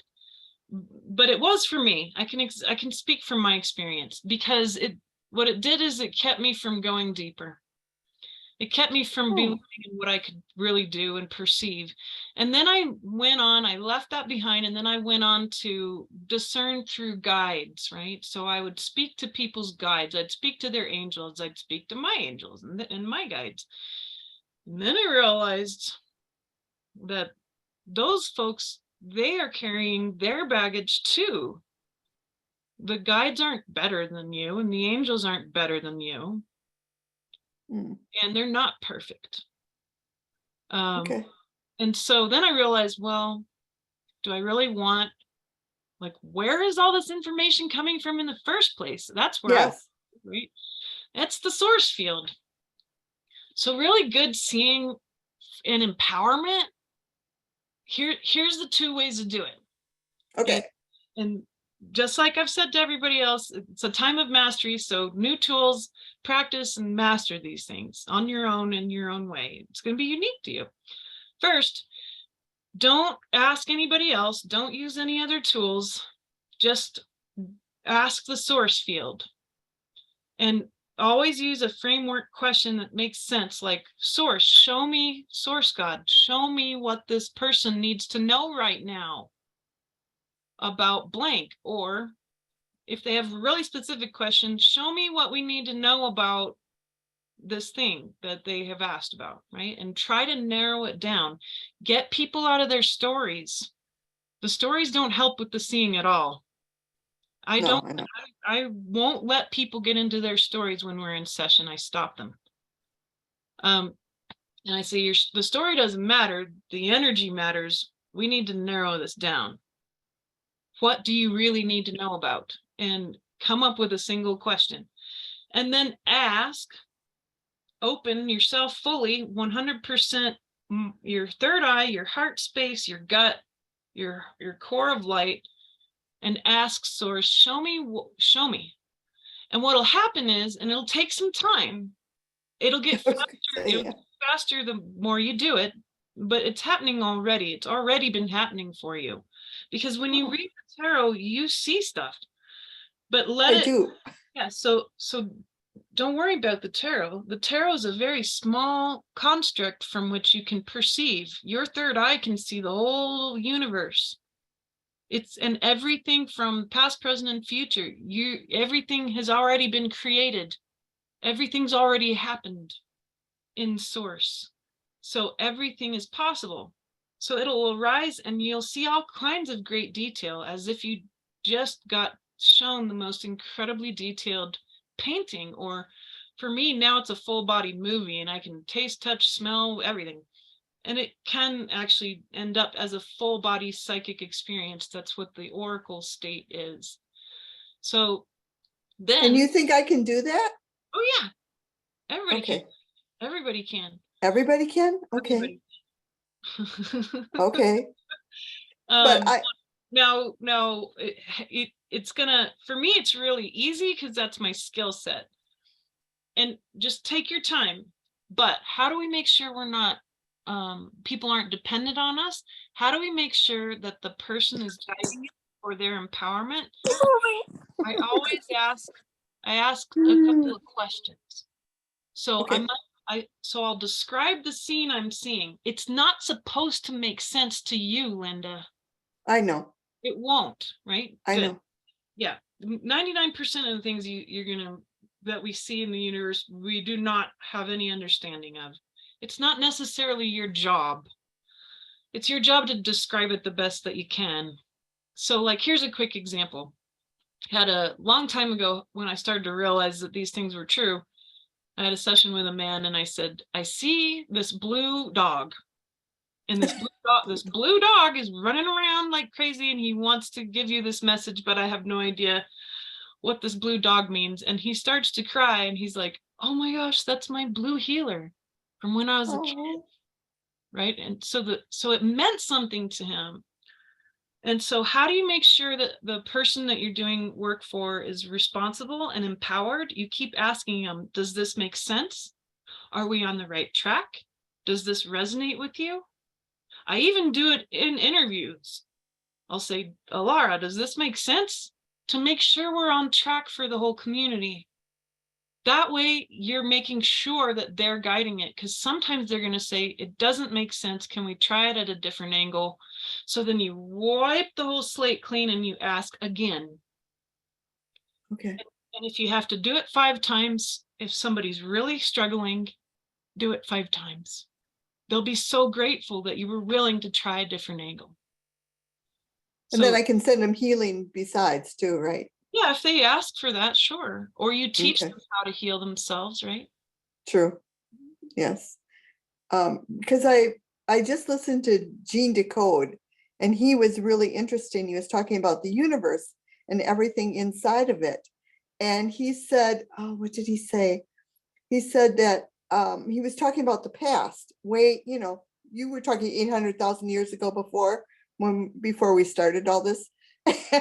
And he was saying that about Lemuria and Atlantis and stuff like that. And I looked and I'm going, oh my gosh, my poetry said the same thing. How would I know that? I must have been around for a heck of a long time. Well, if you're here for the end of this age and the end of this grand cycle, we'll call it, then certainly you were going to be interested in being around at the end of those ages. Eden was an age, Lemuria, Melchizedek, the Atlantis, there were 60. Jesus, yeah. There were 66 of these ages. So, and they all have different names. And yeah, many of us really like being at the end of ages. It gets more interesting than usually. We hope so. Thank you, Elizabeth. I don't want to take up any more time. You're wonderful as always. So thanks. So much. Thank you, Alara. Thank you, Linda. And practice, practice, practice. Mm-hmm. All right, you got to practice. Do we have Nazila? Can we take Nazila? Yeah. Yes. Nazila, Hello, yeah. everyone. Thank you, Elizabeth and Alara, for the great work you do. I have a question in regards to surrender and forgiveness. And I just got a call. I apologize. I'm on my phone. If my screen went black. I have done a ton of work like a lot of other people have done, but I just feel like I am grappling and struggling with forgiving my ex. And I have sheets of paper in front of me in kitchen. I release, I let go, I dissolve my karma with you. I keep repeating, and I've done Reiki, Kundalini yoga, teacher training, you name it. I'm ashamed to say I took myself to school.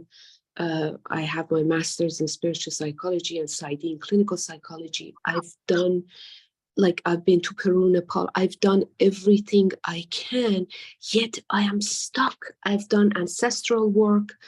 I am aware of, my lineage and the women in my lineage and the men that were womanizers and men.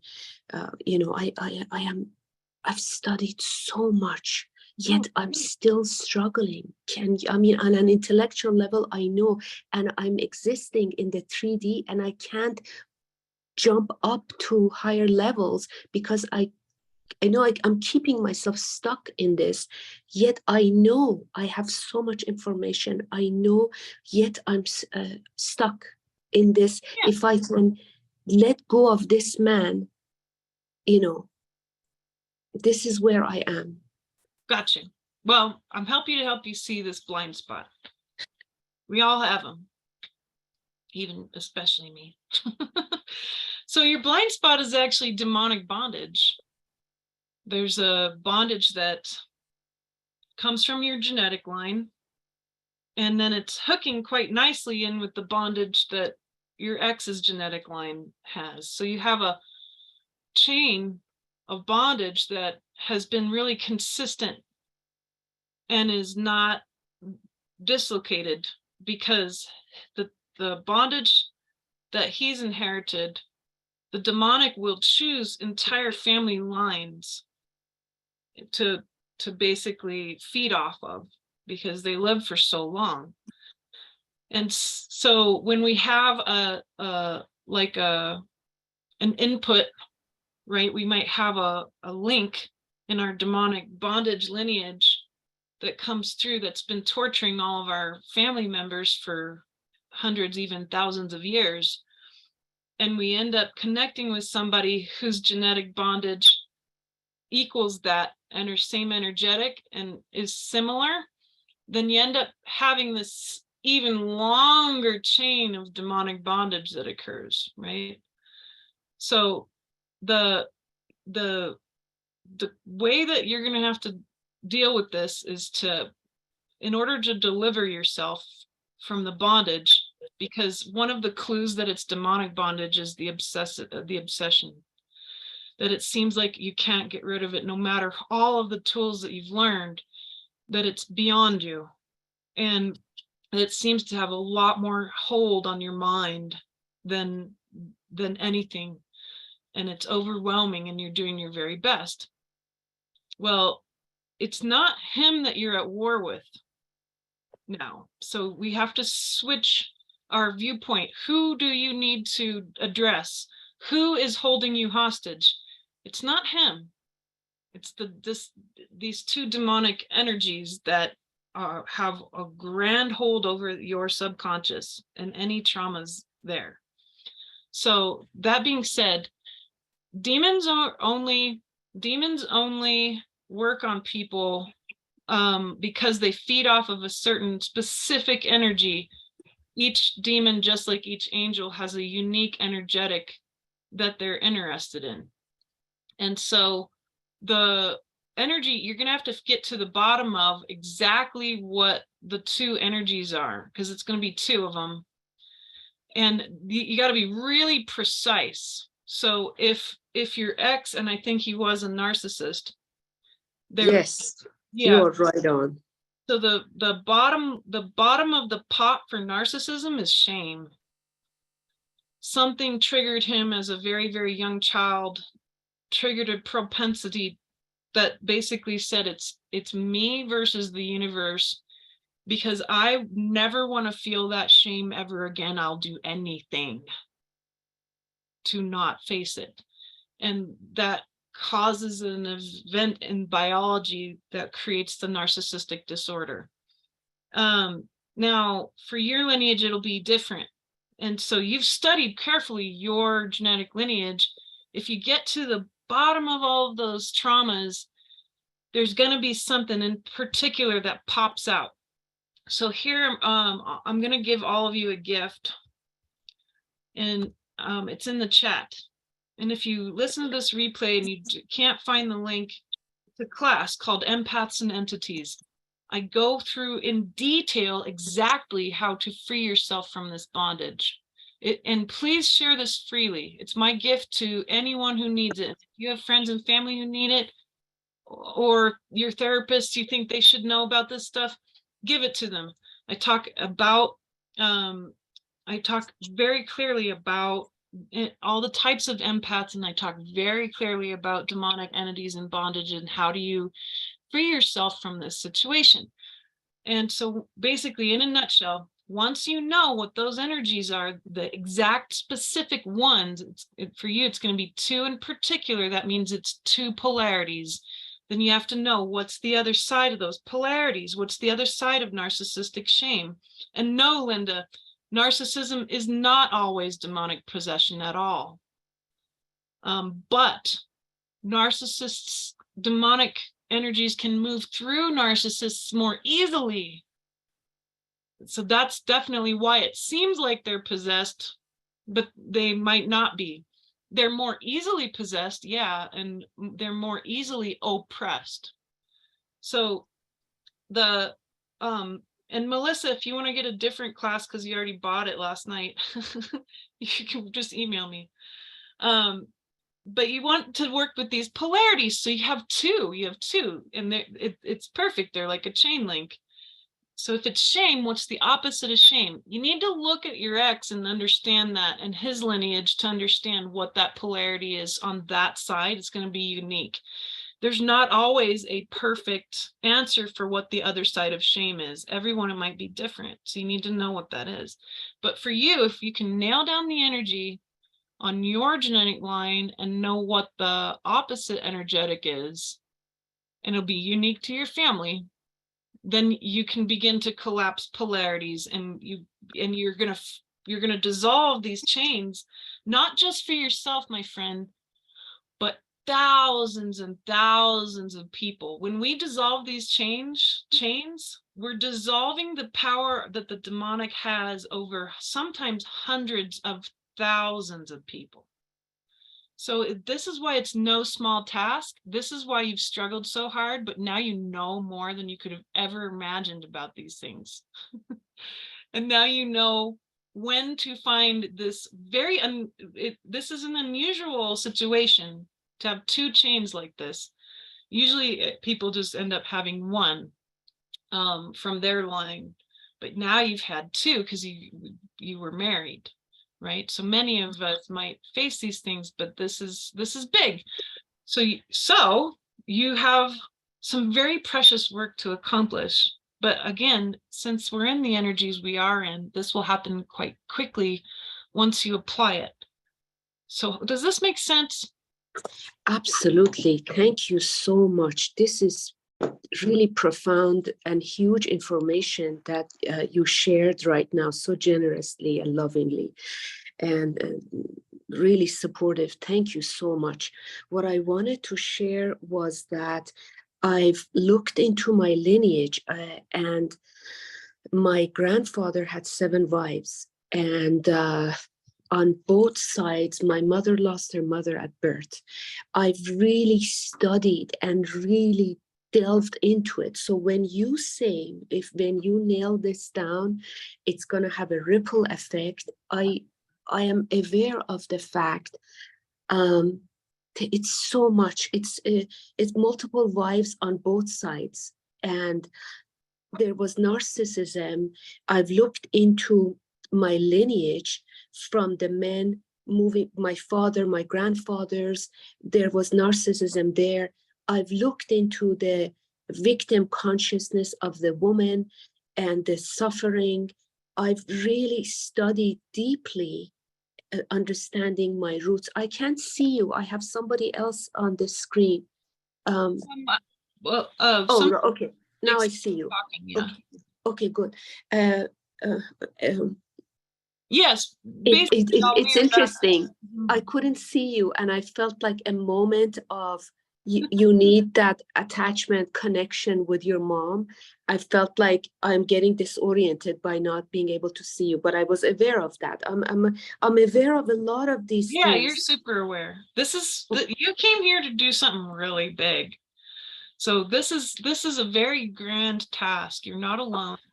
Thank you. Bless you. Bless you. I've been knocking at so many doors, and yet I see and then I keep blaming myself.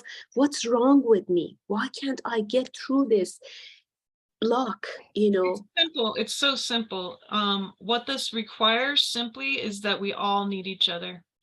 You needed to be seen today, Nazila, and you needed to do the amount of work you've done so far. And then because we can't see our own poster when our nose is up against it, I need people to see me too.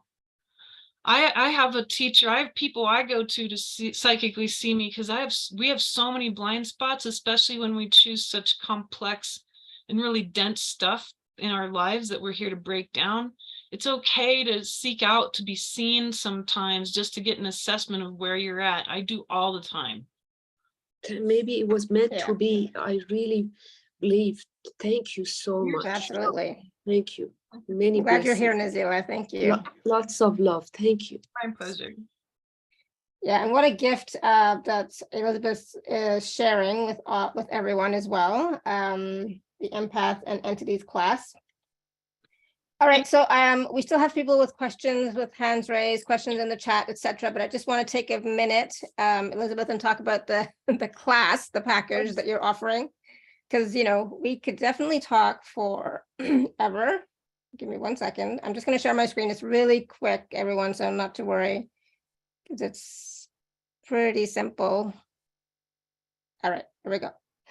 So basically, Elizabeth is offering a class, I think it's March 10th. March 12th. March 12th, right? Yeah, A Time of Mastery, the Deep Field of Mysticism. And it's only available to all of us. So Elizabeth, do you want to tell us a little bit about what we're going to be experiencing during that call, during that class? Yes, basically a deeper extrapolation of what we've gone through today. I gave you a taste of what I intend for this class. And furthermore, I'd like to especially say that this whole discussion around manifestation is so important, and I do really want to unwrap that process precisely for you in this class, because I'm getting more and more questions, so it's appropriate. It means that it's ready in the field. People are ready. They want to know, well, if it's not manifesting, then what are we doing? Exactly. How do we build the new earth? Well, I've got you covered. And so we're gonna really take our telescope and look at the deep field and recognize what are some of these guiding rules that are still there and beyond what all humans have gone through. And so this is like this year I decided I was going to stop censoring myself, because I've been censoring myself for years.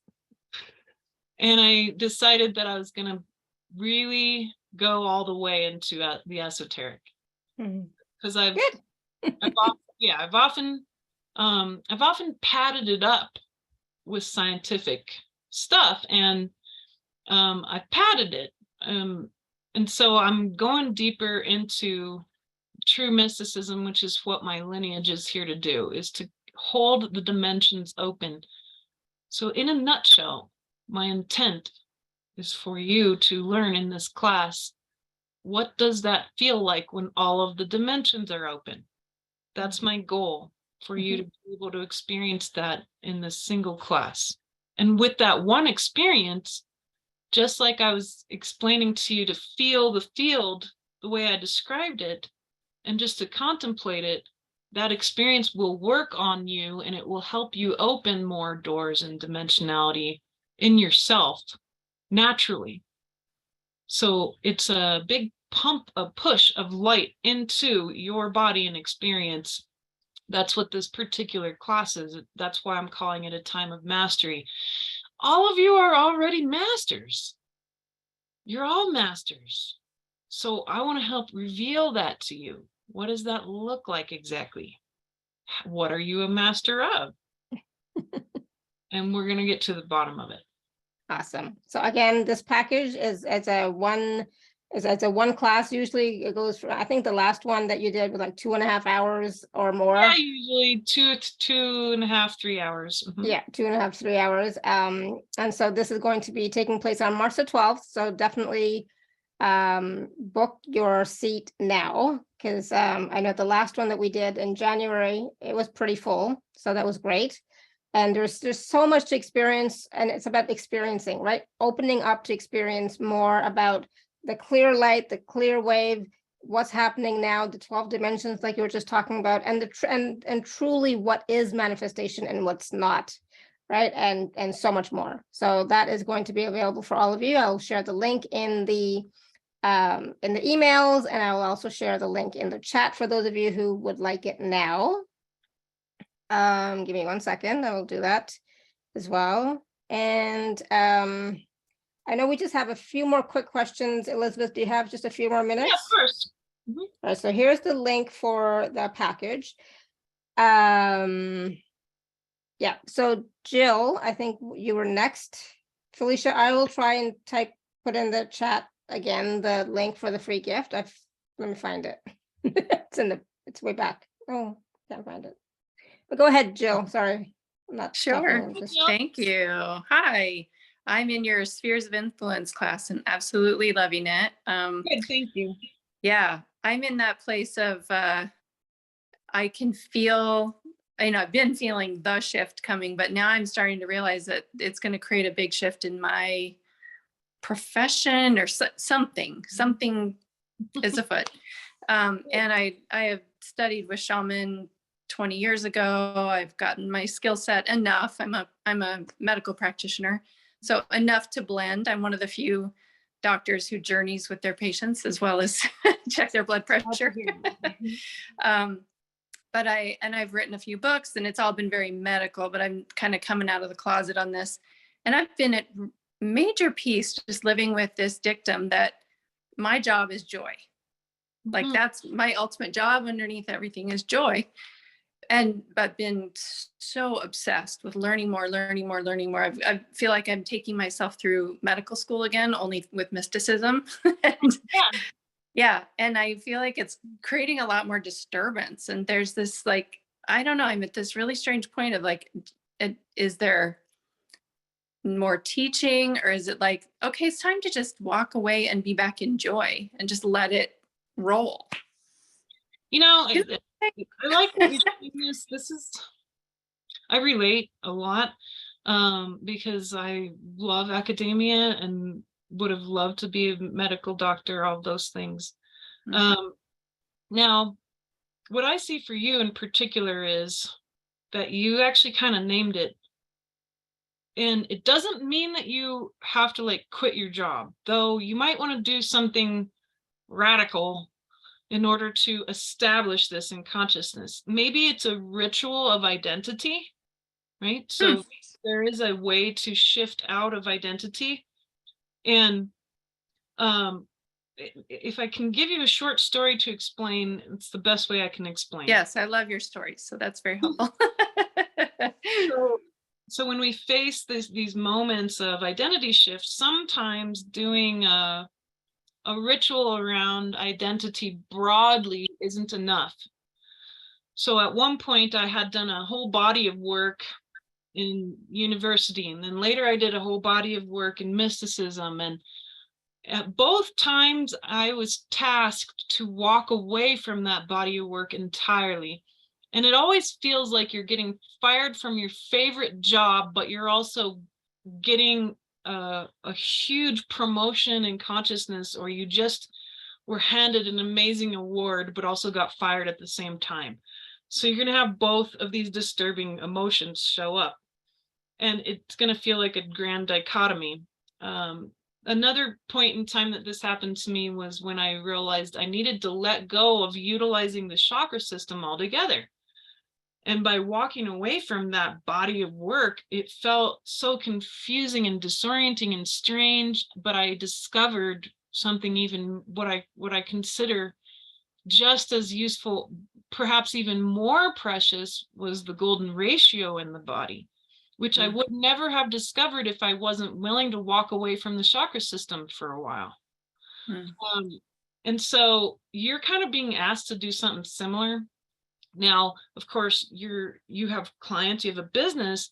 It doesn't necessarily mean you're going to walk away from that, but you might rename yourself. You might go through but using ritual. Ritual is your key here. And you understand the power of ritual, because journeying is ritual. In this case, writing down on a piece of paper specifically what you're willing to give up in consciousness, even though you might not be doing that in the 3D exactly, but saying, I'm okay with no longer identifying as any of these skill sets anymore. I'm willing to give them up. The willingness is what's going to get you the next breakthrough, because you're right on the verge of something. It's called a coat closet of consciousness. You're in the liminal space. You're in the space between spaces, which is why it's so disorienting and you have no idea where you are. But you got to look down and say, well, what have I been wearing that got me this far? It got me this far, but it's not going to get me beyond this next door to the next party. So what am I wearing? Okay, and make that assessment. Decide what you're willing. Get naked. Decide to get this whole thing off. Get it on a piece of paper and use doorways. Doorways do crazy stuff to the brain, as you know. Doors are weird. They like reset your brain. There's a Yes. It's a phenomenon. I don't remember the name of it, but it's very real. And this is I why use them a lot. I use the declaration through this threshold kind of statements exactly all and the time. Mhm. ancient, this is why there's doorways to nowhere in all cultures everywhere. So using a doorway to say like, I'm willing to be nothing. I'm Mhm. willing to be nothing. And then when you go through that doorway, you burn your piece of paper, you hang out in being nothing for a little bit. And what will appear, and it doesn't take long, what will appear is the new dress, the new part, or whatever outfit you want. Maybe it's something else. But it'll appear because it comes from the soul. And it's going to say, here's what the next outfit is, the next identity. And it'll probably be a lot more sheer. It's not going to have as stuff because we're more formless. We're in formless time. So it's going to be this very gauzy, unique energy of basically wearing your soul's essence. Mhm. And just as an aside, many of you have what we call multidimensional essences. So those folks, they will need to always find new stuff to learn about and new things to master. And then there's people who have more like a laser beam essence where it's very singular. And they can just settle into the single thing that they're excellent at. And that's what ended up happening to me because my energy is like a laser beam. I'm just like a flashlight. But then there's people who are very multidimensional, and your job is to perceive through many facets and collect lenses like allopathic medicine and Ayurveda and Chinese medicine and shamanic journeying, and you that's your purpose in order to create more joy for more types of people. So when you shift your identity out of the way through this process, you're going to end up finding some more facets that you didn't have access to. And that'll be your carrot on the stick reason why you need to be less Jill. Mhm. I've you, already changed my name, actually. That's so funny. I changed my name a few years ago. And I do feel like I'm already there. Like my heart is there, my brain is there. I just don't know what that looks like in practicality and logistics, you know. Sure. It's a really appear confusing place. You still have more dimensional work to do because you've got your mind there. Mm-hmm. But you know, these things have to percolate out into many dimensions, and that's where it gets disorienting because some of those doors are shut still. Which is normal. We do this every time we're in a human life. And so this will feel familiar, this activity. But if you just trust and you're willing, that's all you have to do is be willing to give it all up as you have been. And it might not mean you have to change your name again, but there's going to be some obvious thing that'll be like, okay, well, then we do that to make it more 3D or whatever it looks like. Right. Yeah. The 3D world knows me as that because I've written books and that's, you know, but it's Exactly. like, I'm already so past that. I'm like, you know, all that's there. And those books exist in the dimensions and parties that you played in. And then but your job's not to hang out in one single place. So yeah, that's great. I like the idea of ritual. Thank you. My pleasure. I find ritual incredibly powerful. I don't use it enough. Definitely. Yeah, I think everybody should use it all the time. Thank you, Jill. You're welcome, Jill. All right, we're going to go to Avea, and this might be our last question because, you know, otherwise we'll be here forever. And hold on. Avea, can you unmute? Hi, Yes, Avea. thank you. Hi. Oh, Hopefully I said Elizabeth, your name properly. you did. Thank you. I feel like you've answered my questions and more every single time you answered somebody else. And it's sort of like, has been like, whoa, whoa. Oh, wait, do I still have a question? Oh, I could hold on to that question, but no, that has like a force field on it. Don't hold on to that question. Then it, sort of a new one would arise. So I'm going to just try to Of course. ask a question. So in a way, there's like these, like, oh my goodness, so much joy, so much awakening, evolution coming in of the 12-dimensional aspects. It just feels really natural, right? It just is like right here, right now. And I feel there's a couple of things. I feel like there's been some things that I've wanted always, and I don't fully have them yet. And that's a weird way of saying it, but it's like aspects of embodiment. So I've always wanted to have complete access to the library. I've wanted to be that librarian. I've watched other people who are like that, and I'm like, I don't know that. And I feel it energetically. I feel it somatically. I sort of don't want anybody to tell me what it is. I want to know it directly myself, right? And there's more of that, but it's still very ethereal. So that's one. And then Let's go. Let's keep it to one. Let's okay, go that, because I have plenty to share. okay.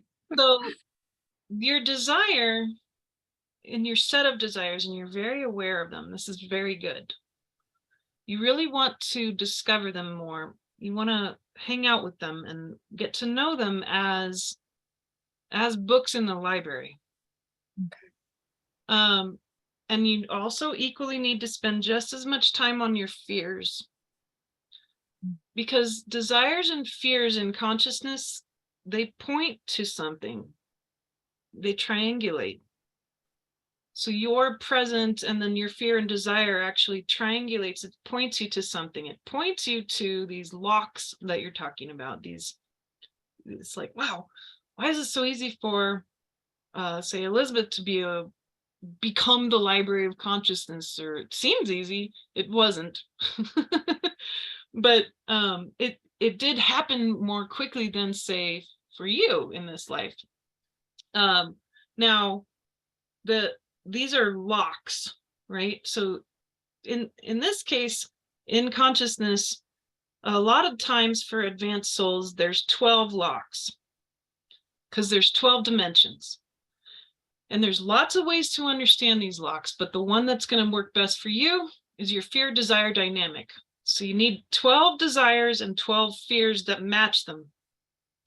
So perhaps around, for example, the access to the library, being left behind in consciousness would balance that out, right? So that's a big lock. If you can get neutral about both of these things and just let your fear work on you about being left behind, let that dissolve any structures. I feel it right here in my body, being left behind in consciousness. That means that I have stuff around my feeling left behind in the physical, because it's on my right side of the body. And if it's on the left, it's being left behind you're being left behind in the spiritual world. For me, it's physical, because I'm ill all the time. So I have chronic genetic disease, and I feel like I'm getting left behind all the time when my kids can run around and I can't move. So I can feel my own structures there, but you want to notice, how are there structures here? And then how in the desire energy, how does that feel in my body? Well, I feel it here in my throat. I have desire to tell everybody about every single piece of the library if I can help it. So just noticing these things in the body, right? And you're quite right. This game is all about embodiment this time. So because we're here to change into a new species at a body level.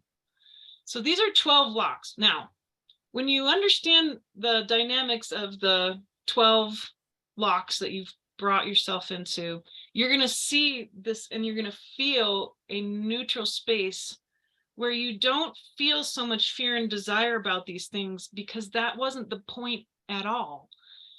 The desire is actually pointing to a doorway or a lock, right? It's pointing to a dimension, and the fear is also pointing to that same dimension.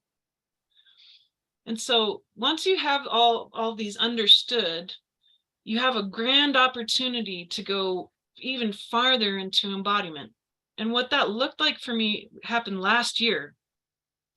And I had a vision where, and you might have heard me describe this, perhaps not, but I had a vision where I was thrown into the Library of Consciousness, into a part that I didn't know. And here I thought that I really had this whole place down. And I'm like, wow, this is new. And I see this big, huge cast iron gate with 12 locks, and all 12 had been opened. And it was this huge, brand new place in consciousness. And I was like, wow, whoever figured out how to open these locks, they must be so powerful.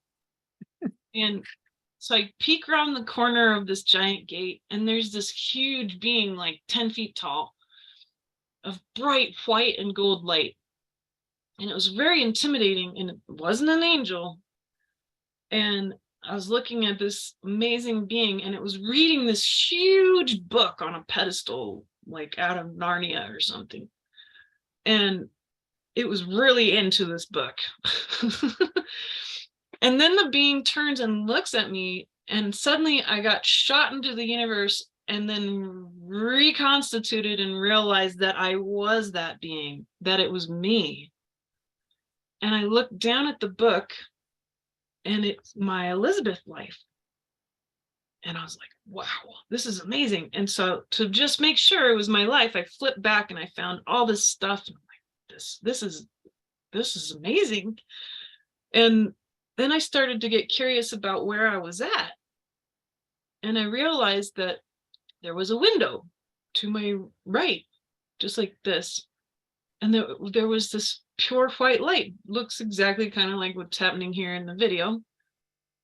And realizing that the whole library was being created by this light.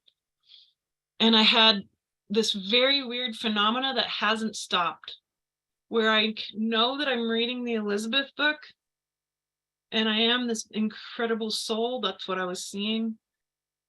And that the Elizabeth life, I had worked really hard to get to this life, because this is the one. This is the one where I'm going to embody enlightenment, just like you. And I'd worked so hard for this. But I was also really wanting to go out the window. So it's like been this very strange experience.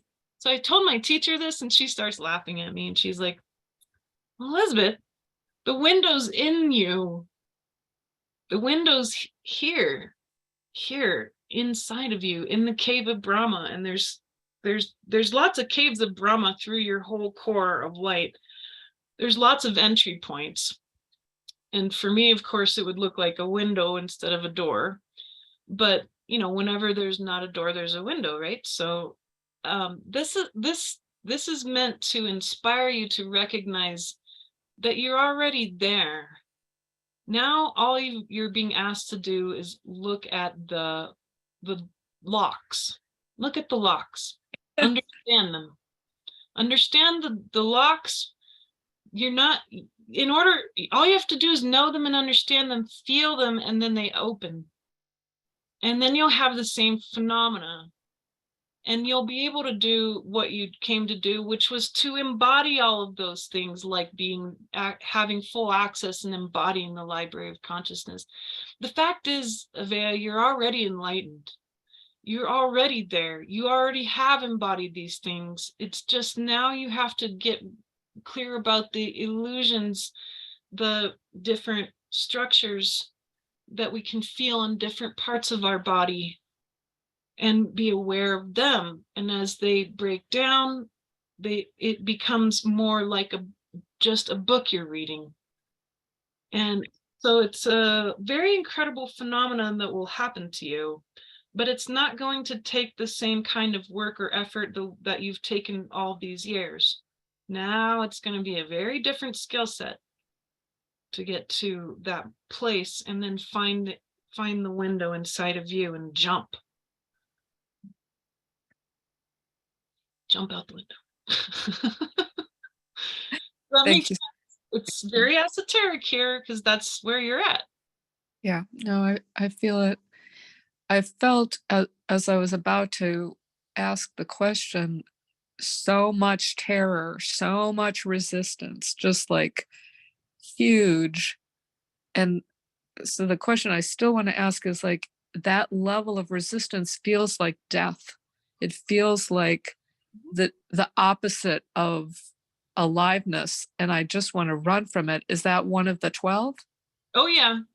And so it's quite important for you to jump into that, because it's not death. That's the ego saying, if you go there, I'm going to die, which is true. The ego can't survive in the void, my friend, but your soul is from the void. So the ego gets left behind on the edge of the universe. And that separation is very physical. You feel it as if it's death. But then once it occurs, it becomes very clear it wasn't death at all. In this type of mysticism, we get into higher states faster by jumping head first into the terror. If there's one task that you do every day, it's to find your fear and to walk into it. Just like death is your greatest teacher and informer, it's the same. It's the same teaching. And yeah, when you go out onto the edge and you're like, wow, the void looks black. It looks like there's nothing there. And if we go there, I might not exist. That's your ego talking. And so you just bow to your ego and say, then you stay here with a lawn chair and a margarita and you hang out here, because I'm going in. And there's this very dramatic separation where there's your body, your ego, and your soul goes into the void. And then you realize, oh my gosh, the void is perfect light. It's just still, it's not moving. And that's why it feels like death. Mm-hmm. But then it's not. It's from which all things arise. Mm-hmm. And it's the perfect stillness. And there's tons of light in the void. It just doesn't have a source. Everything inside the moving egoic universe, all that energy and light and information and all the density, all of it has a source every time. But the great source of the whole universe, where you're really wanting to go, that's the void, where there is no source to the light. It just is. That's the best way I can describe it. So follow your fear. Thank you so much. You're welcome. You can do it. Thank you. Awesome. Thank you, Eva. And, you know, you had the resistance, you know, before asking the question, and you survived, right? That's right. It felt like death, but you're still here. Exactly. Okay. Awesome. Thank you. Yes. March 12th at 10 a.m. Eastern time. And it's going to be the day after daylight savings, which I wish they'd finally get rid of it, but it's the day after that. So if everyone gets a little confused about the time, just consider that. It'll still be at 10 a.m. Eastern time. Yeah.